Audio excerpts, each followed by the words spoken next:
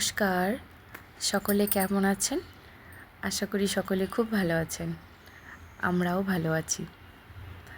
আমার আরেকটি নতুন ব্লগ ভিডিওতে আপনাদের সকলকে স্বাগত। আজকে বৃহস্পতিবার, সকাল এখন 9:30 মতো বাজে। আমার ছেলে এখানে এসেছে ওর ব্যালকনিটা পরিষ্কার করতে। গত কয়েকদিন টানা বৃষ্টি হওয়ার কারণে এদিকে দরজাটা আমি খুলিনি, তো ছেলেও এদিকে বাইরে বেরোতে পারেনি। আজকে বৃষ্টিটা একটু ছেড়েছে বলে ওকে একটু বাইরেটাই বের করেছি এবং ও বেরোতে পেরে ভীষণ খুশি। ওই জন্য ও আজকে কাজের দায়িত্বটা নিয়েছে ব্যালকনিটা পরিষ্কার করার। দেখুন, ওর চোখে যত নোংরা পড়ছে সব ও ঠেলে ঠেলে ওটা করে নিয়ে গিয়ে ফেলছে। ঠিক বড় মানুষে যেইভাবে পরিষ্কার করে ও ঠিক সেইভাবেই পরিষ্কার করছে, যেন দেখে বোঝাই যাচ্ছে না ও ওইটুকুনি একটা মানুষ। কিভাবে ধরেছে দেখুন, ঠিক যেভাবে ধরতে হয় ও ঠিক জানে। ওই দেখুন, নোংরা আটকেছে, এবার নিয়ে গিয়ে ফেলবে। ও যখন লাস্টে ফেলতে পারছে না তখন পাশে রেখে দিচ্ছে। আমি ওটাই ভাবছি ওর হাতের ওটা হয়তো ফেলে দেবে, কিন্তু ও ওটা ফেলছে না, ও ঠিক নোংরাগুলোকেই ফেলছে। সেটাই ওর সঙ্গে দাঁড়িয়ে দাঁড়িয়ে দেখছিলাম। বেশ ভারী মজা লাগছিল দেখতে। ঠিক আছে, চলুন ততক্ষণ আমি এদিকে রান্নাটা সেরে আসি। আজকে বেশি কিছু করব না, আজকে একটুখানি ঝিঙে আলু পোস্ত করব আর একটু অড়হর ডাল করব, তাহলেই আজকে হয়ে যাবে। তো ঝিঙেগুলোকে একটু ভাজতে দিলাম। ঝিঙেগুলোকে একটু বেশ লাল লাল করে ভেজে তুলে নেব।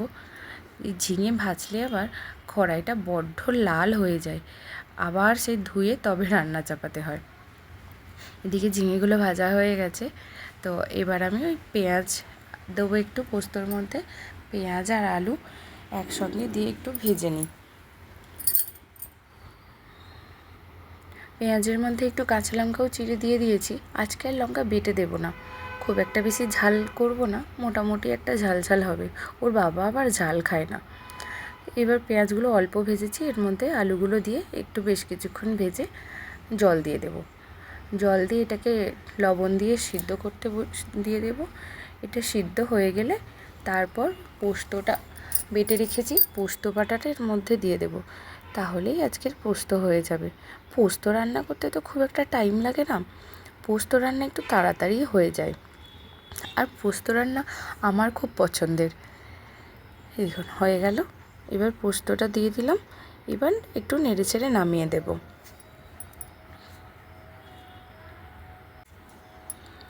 ওদিকে ছেলে আবার কিছু একটা নিয়ে টানাটানি করছে, সেটাই দেখতে যেতে হবে। এই যে আমার পোস্ত রেডি, দেখতে বেশ ভালোই লাগছে, খেতেও ভালো হয়েছিল। এবার এদিকে আমি অড়হর ডালটা একটু সিদ্ধ করে রাখা আছে, আমি একটু ফোড়ন দিয়ে নেব। একটু পাঁচফোড়ন আর শুকনো লঙ্কা ফোড়নে দিলাম, দিয়ে একটু পেঁয়াজ কুচি দিলাম। পেঁয়াজ কুচিটা হাফ ভাজা হয়ে গেলে এর মধ্যে আমি টমেটো কুচি আর লঙ্কা কুচি দিয়ে দিলাম।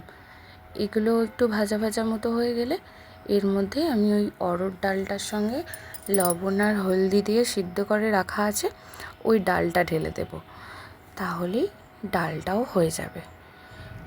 চল ওদিকে দেখে আসি। আমার ছেলে কিছু একটা নিয়ে টানাটানি করছিল।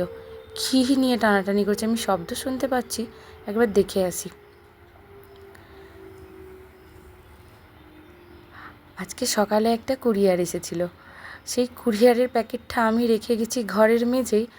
আমি তাও রেখেছিলাম সাইড করে, ও ওটাকে নিয়েই টানাটানি ওর ঘাড়ে উঠছে। দেখুন, ওটাকে নিয়েই চলে যাচ্ছে বাইরে।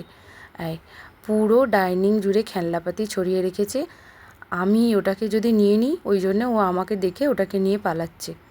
ওই দেখুন, ব্যাস আবার টিভি দেখতে বসেছে। ঠিক আছে, আজকের মতো ব্লগটা এখানেই শেষ করছি। দেখা হবে আবার একটি পরবর্তী ব্লগে।